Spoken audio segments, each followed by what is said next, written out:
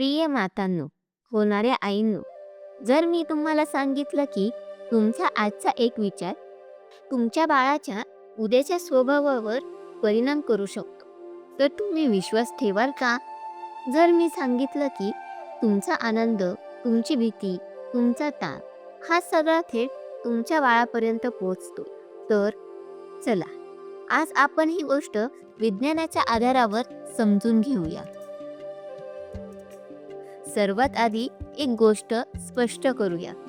गर्भसंस्कार म्हणजे केवळ मंत्र नाही, तो केवळ परंपरा नाही, तो फक्त श्रद्धेचा विषयही नाही. तो शरीर, मन आणि विज्ञान यांचा संबंध आहे.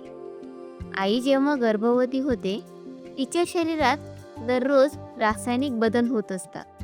हार्मोन्स बदलतात, भावना तीव्र होतात, कधी आनंद, कधी भीती, तर कधी रडू. आणि या सगळ्यांच्या मध्यभागी एक छोटंसं जीव शांतपणे वाढत असतं. चला थोडं खोलात जाऊया. साधारण 5व्या महिन्यापासून गर्भातील बाळ आवाज ऐकू शकतं. आईचा आवाज त्याला सर्वात स्पष्ट ऐकू येतो. आईच्या हृदयाचा ठोका, आईचा श्वास हे त्याचं पहिलं संकेत असतं. म्हणूनच जेव्हा आई शांत असते तेव्हा बाळही स्थिर वाटतं. आता विज्ञानाकडे वळूया. आई आनंदी असली तर शरीरात ऑक्सिटोसिन वाढतं. हा हार्मोन आईला शांत करतो आणि बाळासाठी सुरक्षित वातावरण तयार करतो. पण जर आई सतत तणावात असेल, भीतीत असेल, तर संशोधन सांगतं दीर्घकाळ जास्त तणाव बाळाच्या मेंदूच्या विकासावर परिणाम करू शकतो. म्हणजेच आईचं मन म्हणजे बाळाचं वातावरण. आपण लहानपणी एक कथा ऐकली आहे, अभिमन्यू. आईच्या गर्भात असताना युद्धकलेबद्दल ऐकत होता.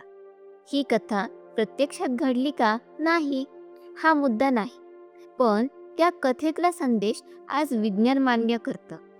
गर्भातील बाळ ऐकू शकतं, अनुभवू शकतं, जोडलं जाऊ शकतं. पहिल्या महिन्यात मेंदूचे लाखो न्यूरॉन्स तयार होतात. त्या प्रत्येक जोडणीवर आईचं वातावरण परिणाम करतं.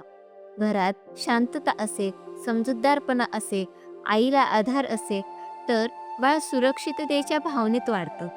म्हणून गर्भसंस्कार म्हणजे मोठे विधी नाहीत, तो रोजचा छोटा सराव आहे. शांत श्वास घेणं, स्वतःवर प्रेम करणं, बाळाशी हलक्या आवाजात बोलणं, इतकं साधं. श्रद्धा मन शांत करते.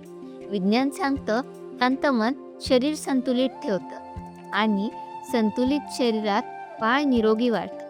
म्हणूनच गर्भसंस्कार म्हणजे श्रद्धा आणि विज्ञान यांचं सुंदर मिलन.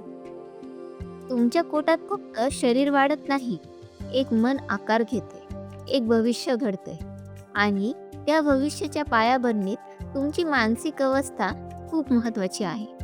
पण इथे एक अजून खोल गोष्ट आहे. विज्ञान सांगतं की आईचे विचार देखील बाळावर परिणाम करू शकतात. हो, फक्त भावना नाही, तर विचारांची पद्धत सुद्धा. नेमकं कसं? आईचा एक नकारात्मक विचार बाळाच्या भावनिक सुरक्षिततेवर कसा परिणाम करू शकतो आणि सकारात्मक विचार त्याच्या आत्मविश्वासाची बीजं कशी पेरू शकतात, हे आपण पुढच्या व्हिडिओमध्ये सविस्तर समजून घेणार आहोत. आईच्या विचारांचा बाळावर नेमका कसा परिणाम होतो, तो व्हिडिओ नक्की पहा, कारण तिथून आपल्या गर्भसंस्काराच्या प्रवासाची खरी सुरुवात होणार आहे. प्रिय मातांनो, आज आपण समजलो गर्भसंस्कार ही फक्त परंपरा नाही, तो विज्ञानाशी जोडलेला एक जाणीवपूर्वक प्रवास आहे. पण अजून खूप काही बाकी आहे.